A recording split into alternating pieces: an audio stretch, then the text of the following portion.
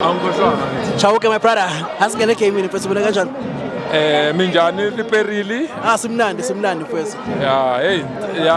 Today ngibone iDurban City oroyini beyidlala nabafana. Nicaragua.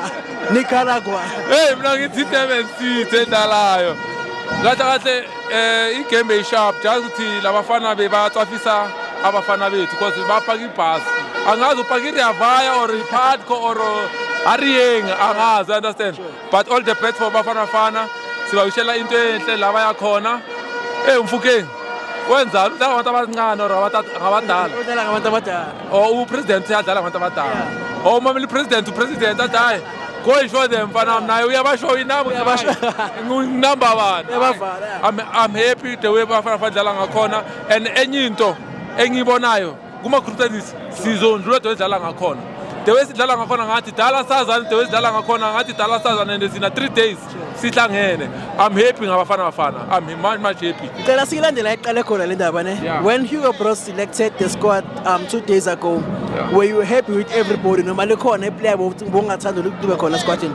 Yeah, because omunye nomunye deserve to go because ubabonile ku DStv bebadlala kanjani. Because omunye nomunye bekaphakamisa amasokisi bafuna ukuya ku World Cup because bayabona ukuthi it's not about fame or it's about ukuzimaketa bona ukuthi bafuna ukuhamba bayodlala somewhere.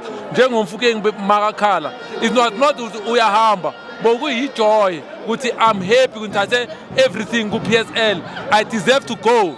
So manje amabhakani mabavulela umfana indlela, if uyahamba mabamyekela ahambe because ayikho into angayithathanga ku PSL.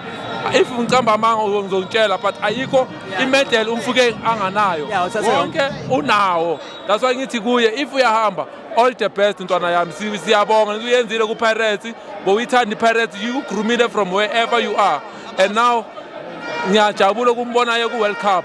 Enye nenye player beyiwisa ku World Cup manje zami bebhlungu ngumntana ungwana kahina maswanganyi sirawo phahlanga kahle boy, sirawo phahlanga kahle chela Schnefi silo siyitalunga nawe Mbule la ukhona ngicela ungahabi Mbule, ngicela uhlale phansi noMpumi lungisa indaba Mbule, siyakuncanywa ntwana siyapheka, ngicela usiphekele Akasiphekele, thank you mfethu, ngiyabonga kakhulu.